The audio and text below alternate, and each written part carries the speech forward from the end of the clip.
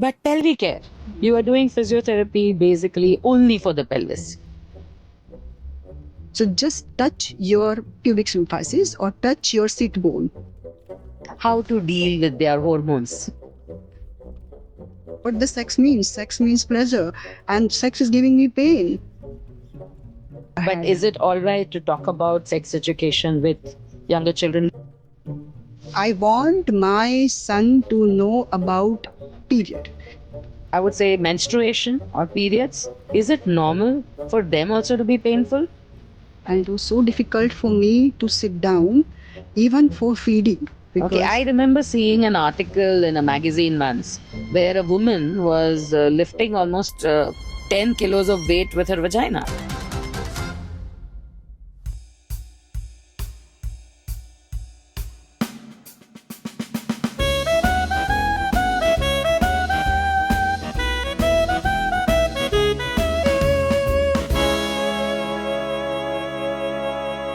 Namaste, Namaskar, and hello from VQ Podcasts.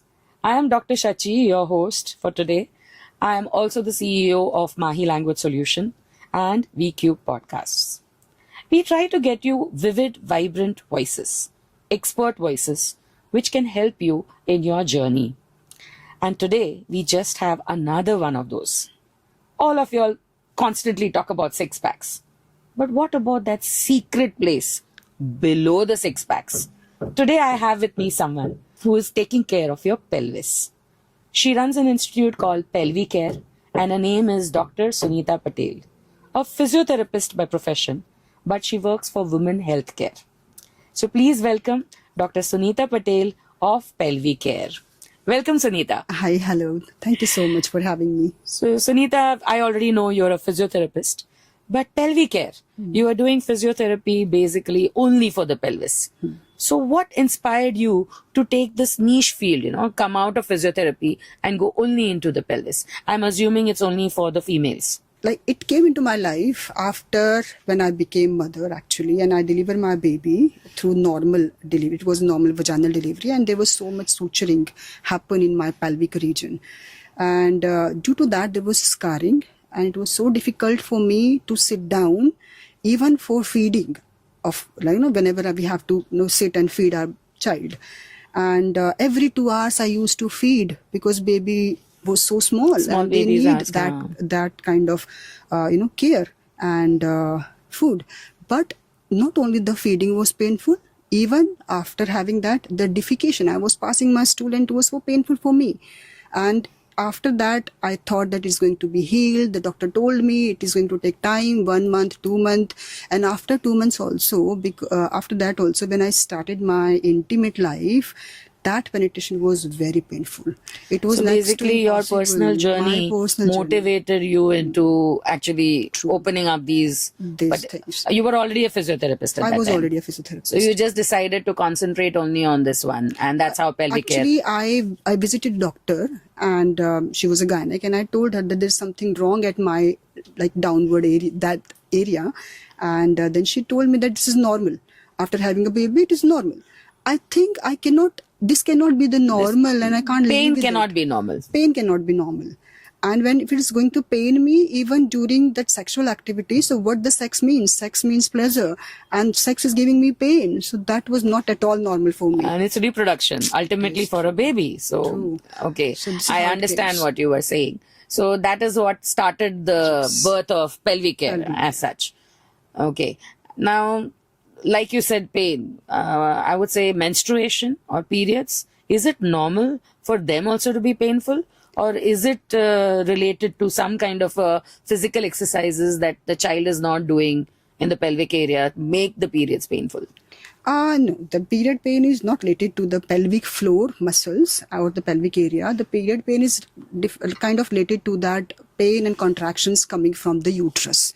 So that is the uterine contractions to shed out your old stagnated blood outside. But it can be very painful for some girls, so much so that they need to take injections and they need to be bedridden for that 1 or 2 days.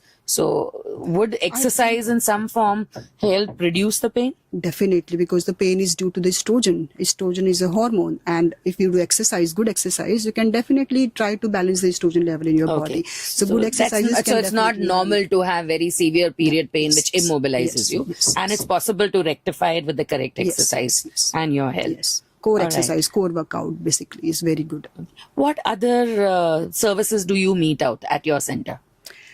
At my center, basically, my forte is all about the pelvic region area issues. So it can be the bladder health issue, it can be the sexual health issues, it can be the bowel health issues. If somebody Bowel health as bowel well. health also. Urinary incontinence also you take care Yeah, of. urinary incontinence, constipation, piles, hemorrhoids. It can be like vaginal laxity. It can be prolapse. So, Urinary incontinence is very common in menopausal women. Very So is it rectifiable? yes, of course, because why urinary incontinence is very common is because one is the journey, the aging process. As per the age, we understand that body has a sagging capacity, because we have estrogen hormone in our life, and once we go through the menopause, estrogen level is going to go Gone down. and that is going to affect the tone of that areas. So the bladder health, urethral health, vaginal Most health. women I know post 50, they don't want to get a cold. Because if they cough or they sneeze, then they generally pee in their Pee in pants. the- In fact, I know many who wear diapers. True. And it is so embarrassing for them. They don't want to come out. Their social life becomes zero. There is very So this is rectifiable with simple exercising. Simple Even at the age exercises. of 50. Yes. Simple exercise, simple understanding what this area is, what are the factors which is affecting, and what the simple exercise, like you might be knowing about Kegel exercise. Yes, I was just going to ask Simple you that. Kegel exercise you can So do. Kegel exercises work? Definitely, but the right Kegel.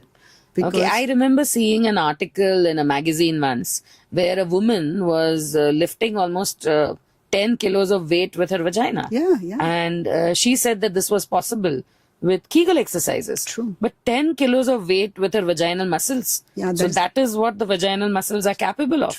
True, because you can understand that's the highest world record actually. Yeah, it is a Lifting world the 10 record. That kg is what I world read in the record. magazine. Yes. And this is true actually, we as a general people, I'm not asking and telling the people that you lift 10 kg, but that It is is possible. But the right kind of exercise from the right person. If I'll tell you do Kegel, like my doctor told me after having my baby, do Kegel. But the squeezing the butts and squeezing that area and tummy is not a Kegel. You have to learn this exercise from that right person. Who can be a physiotherapist, nothing more Exactly. than that. Yes. But when they are learning from you, how do you know that the client is doing it rightly? Or your There are- patient is doing it yeah, rightly? there is not like when we say doing the Kegel. If I'll tell you to do Kegel, and if I know don't about the butt pressing, Yeah. I know about the tightening. Yeah. But am I doing it right? No. How do I know it? Yes, then you have to. I simply tell my patient then feel your body first. So just touch your pubic symphysis or touch your sit bone. When you are doing the right muscle activation, your sit bone will come closer. So that is the kind of self. So there is a way of self-assessment, and self-assessment. that guidance can only be given by a the physiotherapist. Yes. Okay, I understand what you're saying now. And I'm sure many women don't know about this. Yeah. And this is very informative and definitely helpful. And like you said, that this can affect, pelvic problems can affect males as well. But pelvic care, does it address male problems as well? Like people with prostate issues, or do you only cater to women?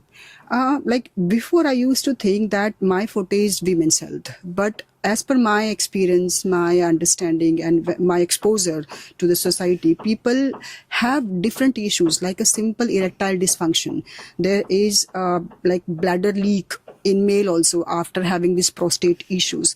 So urine leakage and bladder health issues is common for children, for male, for female. Females. If I can help a female, why not to help a male But will also? the same kind of exercises Same help, kind or of they are exercise. different? Same kind of exercise. Okay, even though the anatomy is different.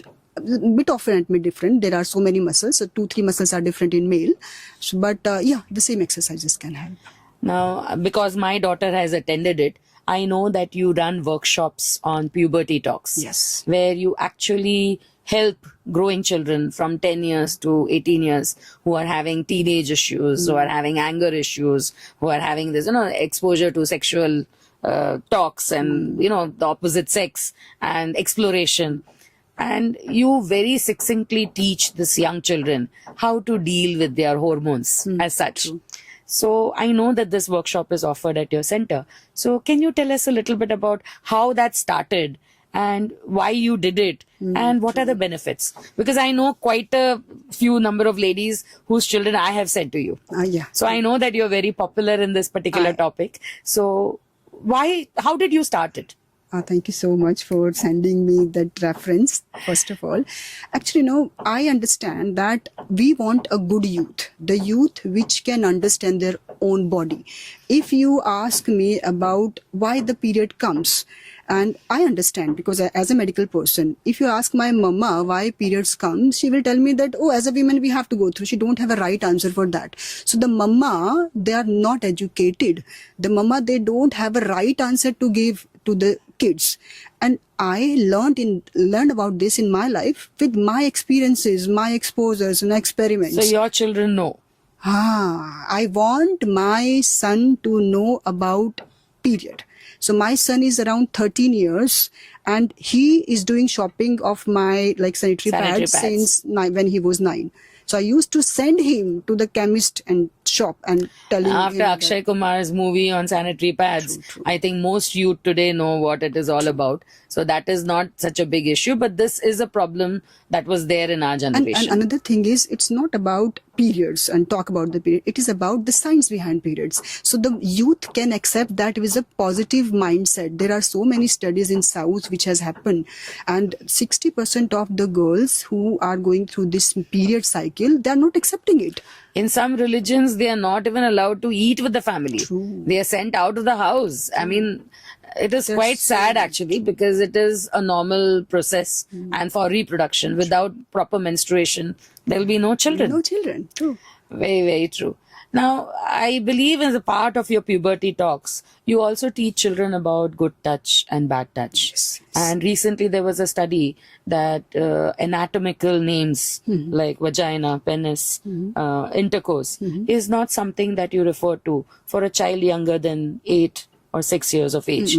So, do you think it is not okay to use the anatomical terms? You should not use them, or you should use terms which can help a child to understand what it is. Like, some people say PP area instead of saying vagina or penis. So is that normal?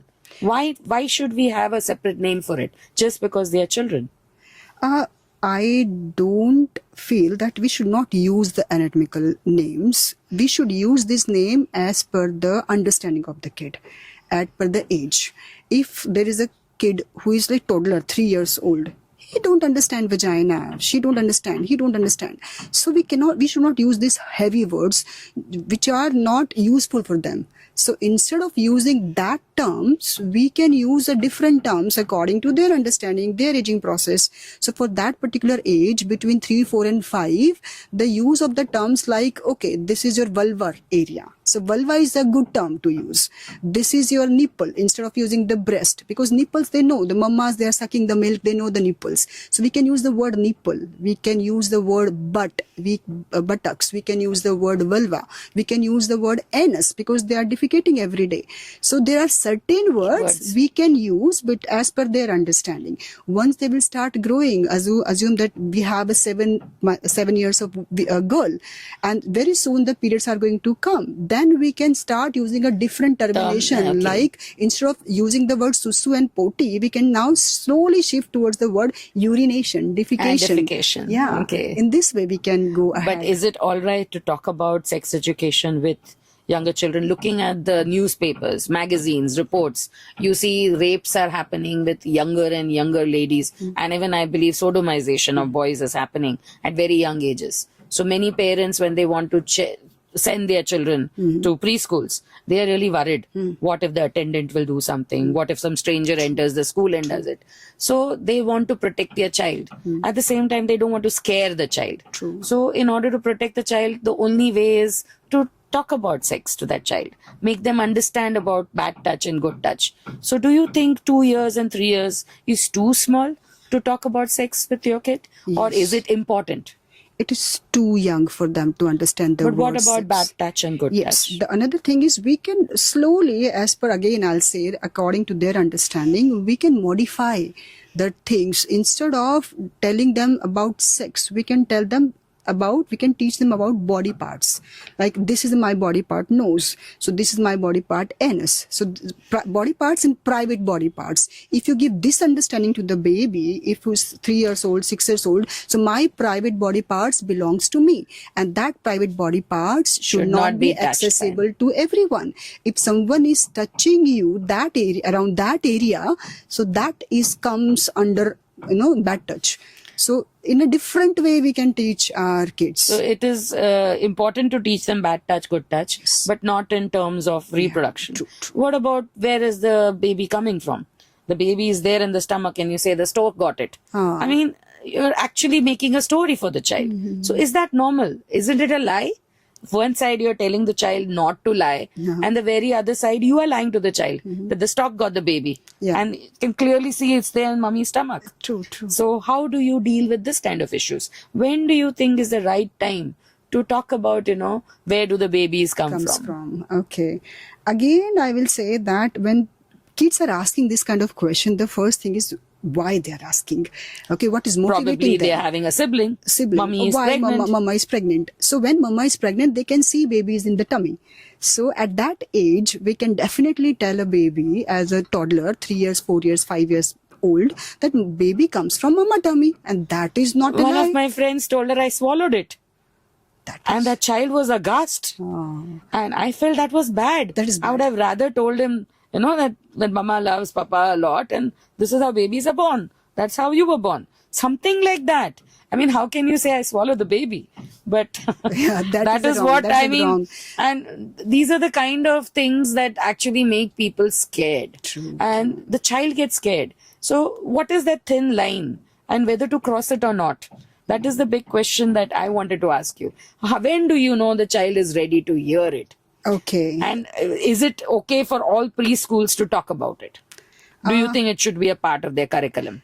So as per the age, again, we should answer this question. We should not lie to our kids. We should feed them with the correct information and right information. Baby is coming from the tummy. That is a fact. But that the tummy, baby can understand at that time. We can show the tummy. He cannot or she cannot understand the word uterus.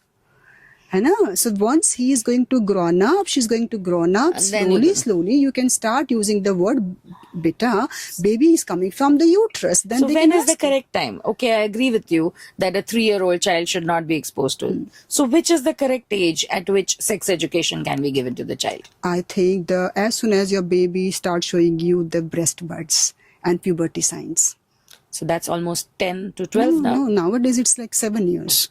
So 7. As soon as you feel there's the axillary hairs are there, there's breast development is starting, pubic hairs are there. So 7 to 8. Yes, definitely. And that Most should not. parents don't want to talk about it till they are 18. That is the general trend that I've seen amongst my parents. I started both my children at the age of 14 because I had seen what is going around. When you're exposed to the rural areas and you see what is going on there, you want your children to be safe. And the best way is making sure that you tell them everything. True. So I gave sex education to my kids when they were hardly 12 years old. But Sir- I know parents who don't do it till 18. Sex education and a private body parts understanding, these two are different things. But it is important, right? It is important as per the should, age. yeah. True. Do you think good touch, bad touch should be taught to children as small as 3 years? And do you think it should be done in the preschool or do you think it should be done at home? Yes, very good question. Actually, the society needs this answer, actually. As per my experience, I always believe that this good touch and bad touch, and that is one different scenario, but the right scenario is making the kid know about the private body parts. So what is the private body parts? That should be taught in preschools. Like, this is my nose, this is my body parts, so this is my private body parts. That the preschools can teach the kid. And that this is the anus, this is the vulva. Anus is from your defecating, this is your vulva, where you are having this urination or you are passing the pee. Simple terms, schools can teach. This is your anything which is covered in swimsuit. schools can teach. But into that area, when we are talking about good touch and bad touch, that is a responsibility. I think it should be started from the home. As soon as the kid is going to school at the age of 3 and 4, it is quite late. I don't think that your baby should not be like understood and they should not taught. The mother, the parents should give this good touch and bad touch starting from when he was 1 year, 2 year, 3 year, slowly. It should be a part of everyday process. So when the mother is giving her son a bath or kid a bath, so she should tell every day, beta, this is your private area, clean it. Look, mama is cleaning it. Clean it like take care of hygiene. So just simply by in this context that this is the hygiene, take care of hygiene of that area. It's acceptance. Okay, like you are urinating after having the pee, wash yourself, wash your vulva, wash your anus. You have done your potty, so wash your anus. So anus, this kind of slowly telling your kids every day. This terminology should be used as a part of everyday life. So how the kid will grow up as taking it as a normal part of their life. What would you say a child whose parents are a little bit maybe conservative and who don't actually think that forward, of coming to you, but the child feels the need that she has a problem in the pelvis and she needs to come to you. So what would your advice to be to such a child? How can she approach you? She needs an adult to come to you. But how does she communicate to her parents, or how does he communicate to his parents that I need help? Very, very good question actually. And the answer, what I should give you as per my point of view is we should tell the kids, if I can help you, ask me. If I can't help, there are experts available into the field. So I'll definitely tell these kids that please tell your parents that I want a visit with a gynecologist. I want to see a gynecologist, and tell your mama or your daddy the reason to see a gynecologist. It's very important that someone should help you, not the Google, not the friends, the medical person, the right medical person. Most people learn from peers, and very often the knowledge is wrong. The peer knowledge is mostly the wrong knowledge, because it's either, like you said, it's from Google or it's half knowledge. Yeah, they are exploring. They're just exploring, and that can actually be very dangerous. Yes. Experiments are sometimes dangerous. True. Very true. So for the general public who are maybe not having pelvic problems, but they want to do preventive pelvic care to prevent, what would be the one message that you wanted to give to them? That when should the red flags as to when there is a pelvic problem, and to prevent any red flags from actually occurring? True. Yes, all the people who are listening to this podcast, I really want to say that if you are leaking is not normal. If you are having pain during sexual activity is not normal. If you have difficulty in passing the stool is not normal. These are the normal body functioning without any pain, without any difficulty. These itself is a kind of red flags. So don't live with it. There are solutions available. There are people around you. There are gynecologists. There are pelvic rehab experts. There are pelvic rehab therapists. Cosmetic gynecologists. Cosmetic gynecologists is a different thing actually. But they do help repair these problems. Yeah, not all, tackle all. The specific area, they might be vaginal health, they can help you. There are urologists who are dealing with that bladder health. There is a colorectal surgeon who are taking care of the bowel. So, and as a pelvic rehab expert, we take care of all these things. So don't live with the pain. Don't unnecessarily just think it is a normal process. Nothing is normal. Pain is never a normal. Leaking is never a normal thing to unnecessarily go through. We have experts, there are solutions available. Some simple procedures and simple exercises can help you. So red flags are when you are not able to hold. Red flags are when you are leaking or when you are having pain. Even simple, all the time you have pain in your kind of stomach. So don't just live with it. We have experts. Please go. Wonderful. And communication. Thank you very much for a very illuminating talk. And I think it's a talk which many will consider as taboo, but which is actually very important, for not just for female health, but in general for most people, as well as for children. And most parents don't want to talk about it. They try to avoid the topic. But I think it is necessary that we start talking about it, and talking about it as if it is not taboo. but something that is essential for normal growth and development. So thank you very much, Dr. Sunita. Thank you so much. Welcome to VQ Podcasts, and you were very, very informative topic. Thank you so much. Thank you so much. Thank you. So that's all from us today at VQ Podcasts. I hope it was an informative topic on something which was considered to be taboo by many.